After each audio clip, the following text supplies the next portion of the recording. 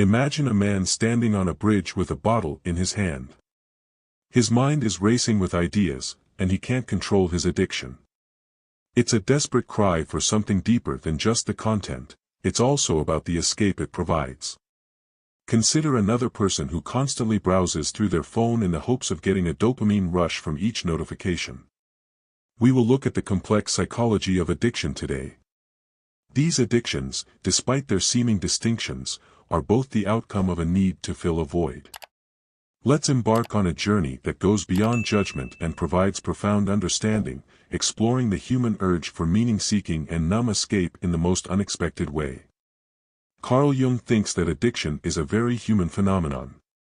Using his profound insights and Gabor Maté's modern perspectives, we will look at the causes of addiction as well as recovery strategies. Finally, we'll confront the most important finding of all, one that could fundamentally change the way you think about addiction. According to Jung, who famously connected addiction to a loss of spiritual grounding, addiction is a misguided attempt to replace a deeper sense of connection. He explained that the underlying reason of addiction is often spiritual emptiness, or a disconnection from the soul's purpose. He insisted that an addict is neither weak or self-destructive, but rather someone who seeks wholeness in the wrong places. Consider this: when people turn to drugs, behaviors, or even beliefs, they are doing so to escape the pain of loneliness as much as to find pleasure. Renowned modern addiction expert Gabor Maté builds on Jung's ideas, asserting that emotions of inadequacy are the root cause of all addictions. According to him, the cause of the suffering is more significant than the cause of the addiction. Consider the man on the bridge and the circumstances that brought him there, such as years of unresolved trauma, an abusive upbringing, or the crippling pressure of expectations. Instead of being a choice, addiction is a response to underlying pain. It turns into a coping strategy to deal with what is unbearable. Where is this pain coming from? According to Maté, it usually starts in childhood. When a child feels insecure, rejected, or invisible, they grow up with a fragmented sense of who they are and learn to hide their own emotions and behave in ways that will make them more acceptable or avoid conflict. As a result of this repression, addiction turns into an effort to close the gap that eventually develops between who they are and who they think they should be. Let's think about this for a while. Have you ever wondered why addiction is so common, even among? Reuniting with oneself was essential to overcoming addiction, according to Jung. This idea is echoed by M's method, which emphasizes compassion as the foundation of healing rather than condemnation. In wealthy societies, people are isolated from the outside world, from themselves, and from each other more than ever before. An atmosphere that is favorable to addiction is created by this dissociation. Are more inclined to face the causes of their suffering, addiction psychology can help in this regard. Instead than viewing the addict as a problem that needs to be solved, it teaches us to view them as a person who deserves understanding. What might happen if we approached addiction with inquiry rather than condemnation? If we ask what happened to you instead of what's wrong with you, we can discover how society frequently accepts addiction by ignoring its causes. At the end of this journey, we'll find a perspective that not only shows the truth about addiction but also offers the key to breaking free from its grip, whether it be for you or a loved one. Let's continue breaking down the layers of this issue. We'll look at the underlying causes, how cultural pressures, stigmas, and even modern lives contribute to the cycle of reliance, and, most importantly, how both Jung and M offer recovery techniques that are as relevant now as they were decades ago. These days, there are a lot of ways to make us feel numb, such as binge-watching TV, browsing social media, working too much, overeating, or utilizing drugs as a form of solace. These behaviors may seem innocuous at first, but they are all typified by avoidance. Gabor Maté characterizes addiction as a response to human suffering, which forces us to view it as a coping mechanism rather than a weakness. ISM is an ineffective strategy for resolving internal conflict. Despite the increasing consequences, hunger is nevertheless more intense than ever, trapping people in a vicious cycle. Just as much of this need is the momentary solace it provides, the agony lessens, the chaos stops, and that brief reprieve turns into something the body and mind frantically try to replicate, as is the substance or activity itself. Spend some time thinking about your own life. Have you ever relied on anything to get you through a difficult situation? The degree to which a habit takes control of our lives and starts to rule us instead of help us is what distinguishes it from an addiction. Carl Jung made the case that society, with its emphasis on material success and external validation, frequently ignores the needs of the soul in one of his everyday examples of how we all engage in behaviors that soothe us, whether it was food to ease a moment of sadness or coffee to get through a stressful project. According to him, the need for wholeness in an addict is a spiritual issue. One of Jung's most well-known cases included helping a man who was so hopeless because of his alcoholism. Jung told the man that he really wanted the spiritual awakening that wine represented, not the drunkenness. This was the beginning of a strong case that treating the deeper spiritual need that addiction seeks to fill is the only way to cure it. This is where Jung's opinions and Gabor Maté's emphasis on trauma diverge. According to Maté, a breakdown in our relationship with oneself is the root cause of addiction. Growing up in a chaotic or abusive home might teach a child to suppress their emotions in order to survive. As a result of this concealment, they gradually lose their authenticity and grow distant from their true selves. Often, we are unaware of these wounds until we reach adulthood. Addiction becomes one of the ways we attempt to prevent ourselves from feeling the pain of being disconnected. Maté claims that this is a vicious cycle in which alienation is brought on by trauma. Both Jung and M stress the importance of re-establishing one's connection to oneself, other people, and a feeling of purpose. For Jung, this marked the start of a journey of individuation, the merging of the conscious and unconscious parts of the self, to achieve wholeness for partner. This means creating a compassionate atmosphere. Disconnection leads to misery, which in turn leads to addiction. Therefore, rather than treating the addiction itself, the solution is to address the underlying trauma. Where people can look into the causes of their suffering without worrying about being judged, although healing is challenging and necessitates facing issues we have been avoiding for years. What part of myself have I lost touch with, and what pain am I avoiding, are important questions that call for introspection, vulnerability, and the guts to ask.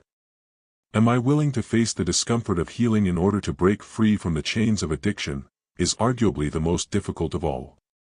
Can you picture a society where these inquiries are not greeted with guilt but with? According to Jung, enlightenment is achieved by confronting our inner darkness and making the darkness conscious rather than by visualizing pictures of light. There will be setbacks, periods of doubt, and moments when the suffering seems unbeatable. The road to recovery is not a straight line. Maté and Jung both urge us to embrace this idea of a society where addiction was viewed as a lens that helped us understand people's situations more compassionately rather than as a cause for shame. Maté supports the idea that healing requires authenticity and that we must recover the aspects of ourselves that we sacrifice to fit in or survive. This process is liberating because it enables us to break free from the cycle of addiction and live a life that is defined by presence rather than avoidance, despite the fact that it can be uncomfortable. As we proceed, we will look at real-world examples of these ideas. We must turn our focus from the symptoms to the cause if we are to fully comprehend addiction. Addiction is a sign of a more serious disorder, even though it is frequently addressed as the problem. We'll learn techniques for healing our inner wounds, re-establishing our connection to ourselves, and developing the resilience required to face life's challenges without turning to addiction. It's important to keep in mind that we have yet to arrive at the most fundamental realization, the truth that will illuminate the path to understanding addiction and ourselves. By tackling the underlying issue, as both Jung and Gabor Maté suggest, we can start to escape the patterns of dependency that ensnare so many individuals. Gabor Maté shares a touching story of a patient who battled severe addiction. This patient had unimaginable childhood trauma, including abuse and abandonment, and used drugs to numb her pain for years. But until she started facing the traumas she had repressed, she was unable to take her own life back. Her story serves as an example of a fundamental reality: healing is not about strength or willpower, but about regaining the parts of ourselves that we have lost along the way. Consider your own experience. Have you ever noticed how difficult it is to sit with undesirable emotions? Perhaps you engage in work-related amusement or other activities to divert your attention from what lies beneath. A cycle of detachment may result from this avoidance, which Jung described as a normal reaction to suffering. According to Jung, individuation, or reintegration, is an essential step in the healing process. To become whole, this process entails bringing our unconscious selves into awareness. It's a challenging path, but true recovery demands it. When we face our shadows, we regain control and restore the balance that addiction disturbs. Maté supports this viewpoint by emphasizing compassion and explaining that people reintegrate. People require support, understanding, and connection in order to recover. Environments of shame and punishment do nothing but promote addiction. However, if people are given empathy and the means to analyze their suffering, they can start to heal. The first step in creating such environments is to shift our understanding of addiction. Instead of seeing it as a moral failing or a sign of weakness, we need to see it as a reaction to sadness. What might happen if we approached addiction with curiosity? The interior trip is just as important as the external one, as Jung's works tell us. What might happen if we replaced stigma with support rather than condemnation? Recovery requires re-establishing a connection with our body and emotions.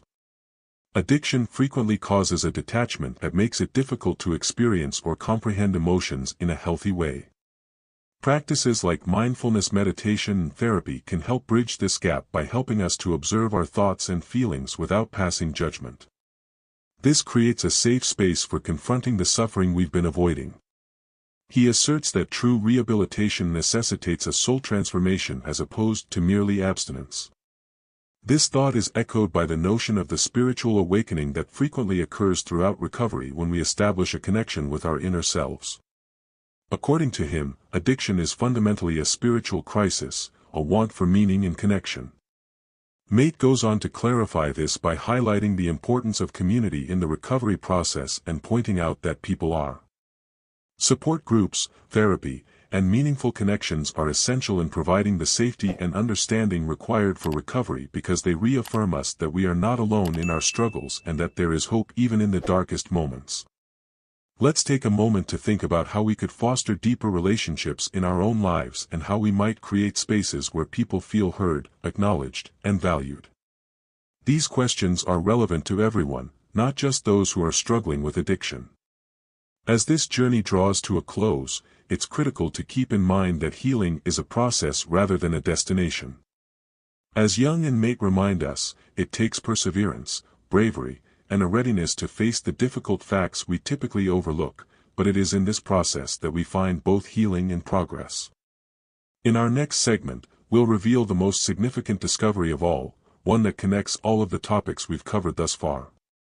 This last piece will not only assist you in better understanding, but also provide a way forward based on compassion, unity, and the guts to face ourselves. As we conclude our exploration of the psychology of addiction, the most profound insight of all is that addiction is not the enemy but rather a messenger that signals that something within of us is out of balance and that we need to connect, learn, and heal. Carl Jung claims that addiction is a misplaced quest for transcendence since the human spirit is attracted to. The answer to addiction is not control but connection, connection to oneself, to others, and to a deeper sense of purpose. The core idea of Gabor Maté's thesis is that when these needs are not met, we look for substitutes, substances, pastimes, or distractions that mimic the sense of fulfillment we need. As a result, addiction often appears to be an endless pursuit, an attempt to fulfill an unfulfilled desire. Some of the stories we have studied include the traumatized patient, the man on the bridge, and the youngster who grew up in chaos. Despite the devastating nature of their tactics, these people all sought connection in the only way they knew how, and their goals were very human. They were trying to cope, survive, and feel like they belonged. The way forward is to create safe spaces for people, to guide them compassionately instead of condemning them. Healing begins when we move from shame to understanding. According to Jung, This process of unlocking the unconscious is a voyage of self-discovery that aids people in rediscovering their completeness. He goes on to say that this trip forces us to reevaluate our relationship with suffering. Rather than avoiding it, we must learn to sit with it and draw lessons from it. He contends that rather than being an enemy, suffering is a sign that something needs to be addressed. When we approach it with compassion and curiosity, we start to heal both the addiction itself and the wounds that caused it. But how does this actually work in practice? For others, it means re-establishing a connection with activities or interests that provide them joy and purpose. For others, it means making minor, deliberate adjustments, such as going to therapy or joining a support group. Journaling and mindfulness meditation can help you become more self-aware and explore your innermost thoughts. Furthermore, Jung stressed the value of community in the recovery process, believing that sincere transformation occurs through relationships rather than in solitude. This is reflected in Mate's work, which emphasizes the importance of connection in ending the cycle of addiction. Long-lasting change requires a support network, which can include friends, family, or rehabilitation programs.